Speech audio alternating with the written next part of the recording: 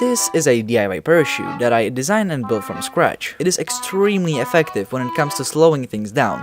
But what exactly makes a parachute effective? In case you don't know, parachutes work because of something called drag.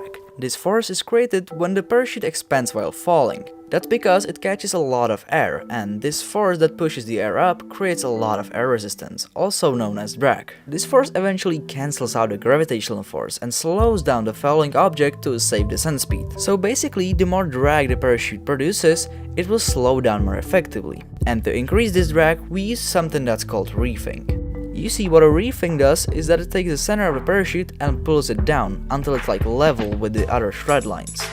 This technique even showed 17% of improvement in decreasing the descent rate. Not bad. So for this project, I decided to set myself a few goals. I wanted the parachute to be very effective at slowing objects down to around 2 kilos. I also wanted it to be very stable and also strong and light.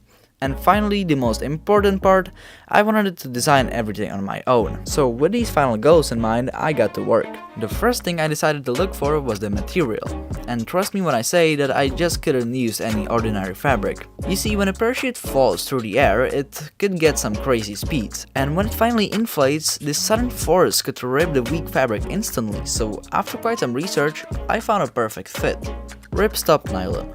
This fabric is commonly being used in lots and lots of parachutes, so I decided to go with that one and ordered it right away. And when the fabric finally came, I couldn't be more excited. And I even must say that this was really strange, and I never quite held anything like this in my hand before. And I even got so excited that I started doing this whole parachute right after. Yeah, without a design. I was like, yeah, these cool looking parachutes are definitely just a bunch of triangles sewed together. So what could go wrong, right? Well, it was in the middle of everything when I basically realized that this won't really work. Yeah, perfect. That's because my theory was that the design could just be a straight fabric, which doesn't make sense because I could just skip the whole sewing part, right? Well, that's clearly not the case for these professional looking parachutes. And yeah, I know, of course, this parachute still will produce some drag and potentially work, but it was definitely far off that extremely efficient parachute I was aiming for.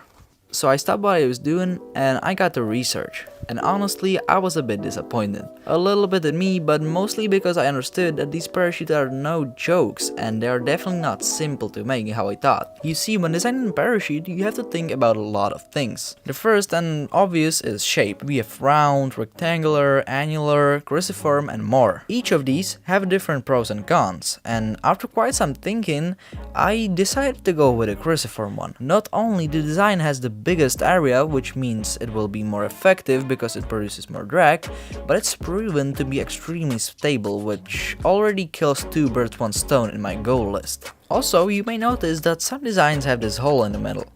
This is actually called a spill hole, which lets a part of the air to escape from the parachute, which basically leads to a better stability, but it also drastically decreases the drag. And because I wanted a slow falling parachute, this was not the case for me and I decided not to include this in my design. But what I definitely wanted to include was what I like to call a bubble effect. Not only they look cool, but they trap extra air, which basically leads to increasing the efficiency.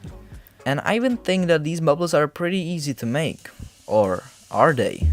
You see, I had to think about extra space, something that I spent literal days finding about, and you can think of this basically like a room for the air to expand in. You can even create one by cutting a slit on paper and folding it like so. You may also notice that the paper now cannot be straightened out, which basically turns it from 2D to 3D. And it's actually the reason why my first design failed, because it was all in 2D and I needed 3D. Okay, alright, I understand, but how do I even create this extra space on the actual parachute? Well, again, I had to spend quite some time trying to find this out, but it all lies in the curved lines. You see, when you take 2 fabrics that have curved edges and connect them together, they create a smooth room for the air to expand in. And as it turns out, this is the key to these bubbles. And yeah, then I'll take a few paper models and lots of Adobe Illustrator, and the design was finally looking really nice.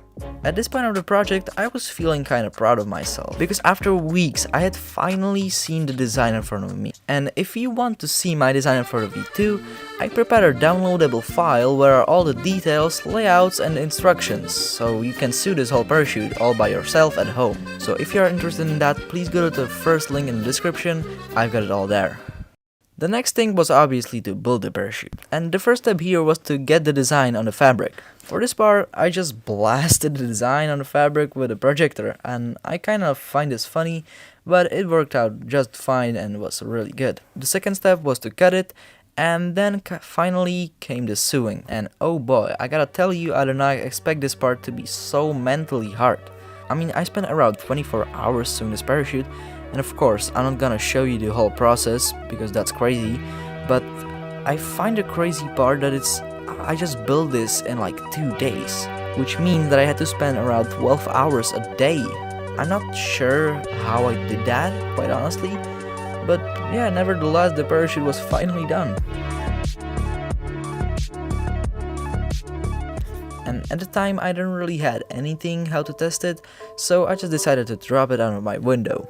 Honestly, this didn't turn out really great, and I think that's because the parachute clearly didn't have enough time to open. But then I remembered these pictures of people running with parachutes, so yeah, I tried exactly that.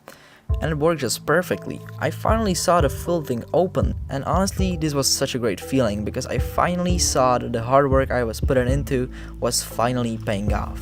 But yeah, this was all cool, but I really still wanted to know if it could slow down the payload how I imagined. So the following week, me and my friend hiked up to a near lookout. This lookout is about 60 feet, which isn't really that much, but it was definitely good for its first proper flight.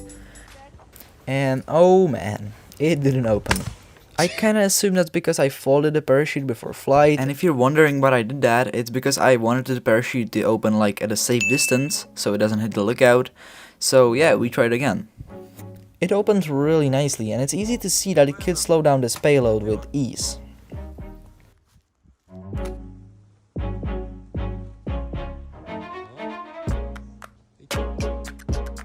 I was really happy seeing that, but I still had a crazy idea. You see, I wanted to attach my GoPro camera, so I can film this very cool onboard footage. So the same night we built a little box from styrofoam and attached it in the middle of the parachute, so it's basically between the parachute and the payload. But yeah, we had a big fail again with this one. Here you can even see the camera just went flying and beeping after. Yeah, this was pretty crazy, and I mean, what did I thought honestly? You can see pretty easily that this box fucking blows, but at this point I just thought the camera was all destroyed. Yeah, we began to search for it, and to my surprise we managed to find it, and it was fairly okay. I mean, its edge got a bit clipped, but regarding this thing just flew a solid 60 feet, that's like mind-blowing. I honestly wish I could drop this from a bigger height, but that's definitely for another video. If you enjoyed, please subscribe and like, and I will catch you on another one of my projects. See ya!